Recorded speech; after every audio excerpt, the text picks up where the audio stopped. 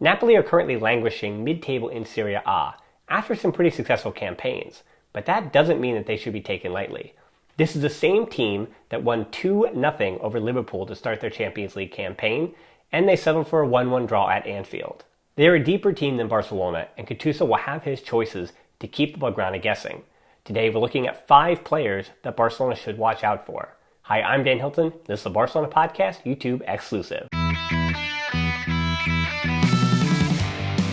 Kalidou Koulibaly has been dealing with injuries lately, but it's almost a guarantee that he'll be leaving Naples in the summer. But that doesn't stop him from being Napoli's most important player.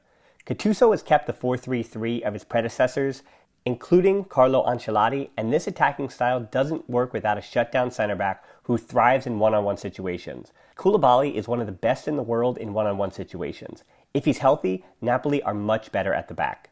With Barcelona's injuries and issues at the back this season, Arkadiusz Milik is the guy to worry about. The center forward leads the tip of the attack with his 12 goals this season, 3 coming in the Champions League with a hat-trick against Genk. Injuries have plagued him this year, including a current knee injury with a little bit of inflammation, but when he's been on the field, he's been putting the ball in the back of the net. The Polish forward is a big body and may not be able to beat Piqué, Lenglet, and Umtiti on pace, but when the wingers find space in transition, Milik can really be a threat. Napoli's most attacking threat, though, is Lorenzo Insigne, the one-club man. Yes, I know he went on loan as a youngster, but the 28-year-old who came up in the youth system in Naples is a threat from the left wing. And threat might be putting it lightly. Most likely Nelson Semedo, but possibly Sergio Roberto, will have their hands full with the diminutive speedster. Cutting in off the wing under his preferred right boot has led to 8 goals and 6 assists across all competitions this season so far.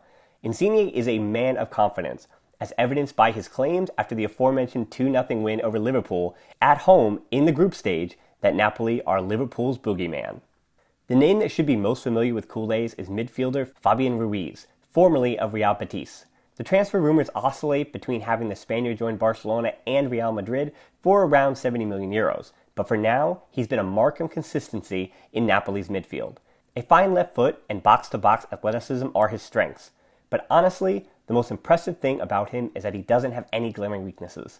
The big goal against Inter Milan in the Coppa Italia is the highlight of his season so far, but that's largely due to his team's struggles in Serie A.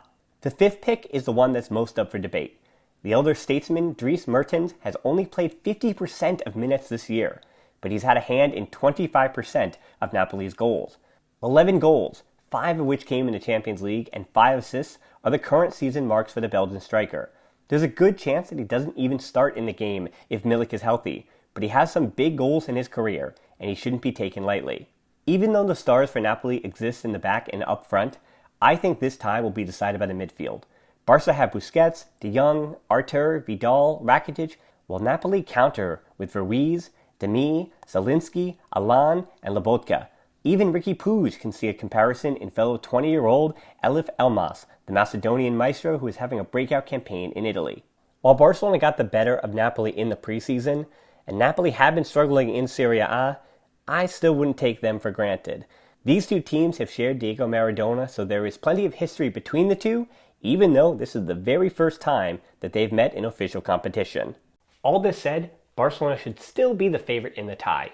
Even if they can't get a result at Naples, the Camp Nou has been a fortress this season. But Quique Setien can't have his men playing scared. That's been the end of their recent Champions League efforts, so going out on the road and taking care of business could do wonders for their confidence.